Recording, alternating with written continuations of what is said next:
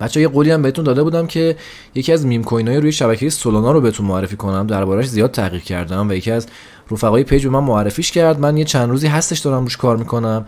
بریم اونم با هم ببینیم که من منظورم از میم کوین چی هستش روی شبکه سولانا.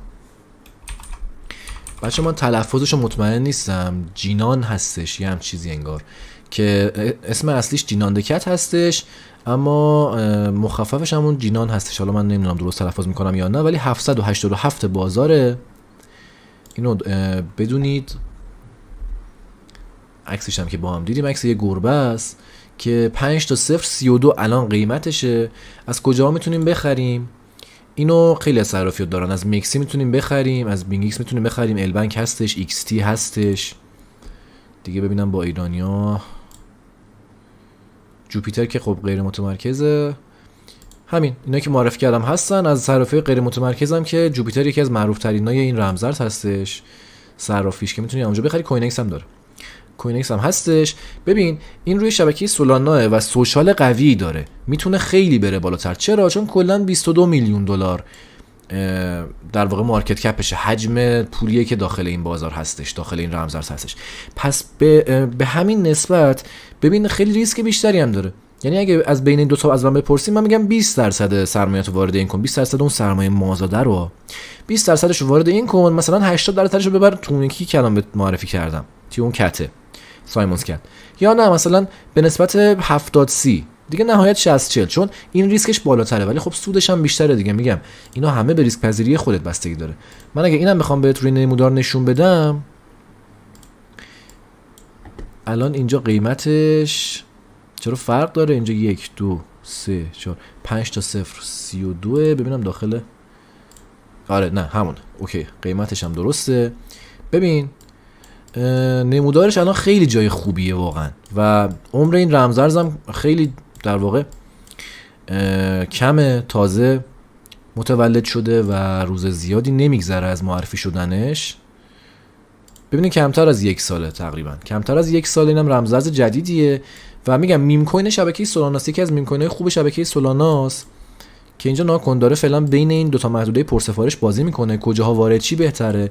ببین یه پله روی همین ناحیه‌ای که ابزار من داره بهم نشون میده بیشترین حجمو خورده که میشه 5 تا 0.29.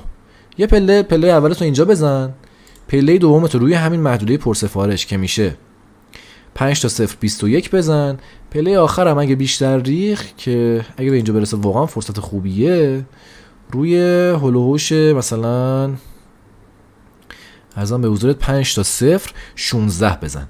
این سه پله ورودته که گفتم به نسبت هی باید حجم بیشتری وارد شه. یعنی پله اول سبک 20% مثلا، پله دوم اگر 30%، پله آخر 50%. و نقاط خروج چطور؟ ببین اولین نقطه خروجت از اونجایی که مارکت کپش پایینه، فعلا به نظرم بهتره که همون سقف قبلیش باشه، چون میتونه برسه که میشه هلوهوش 4 تا 0.11. آره 4 تا 0.11 بفروشی پله اولو، بهتره که از همینجا تا اونجا حدوداً 3.5 برابر میتونه بشه. خب یعنی پله اول ما 3.5 برابر. اگه دقت کنی اون یکی 50% بود پله اولش سودش، این یکی 250% بود. چرا؟ چون مارکت کپ این کمتره و احتمال اینکه خیلی پامپ بشه بره بالا واقعا هست، ولی خب ریسکش هم بیشتره. و پله های بعدی و بچه‌ها همونطور که بهتون گفتم آپدیت باید بکنم، چون الان نمودار نداریم، ولی یه چیز حدودی فعلا میخوام بهتون در حد پله اول بدم.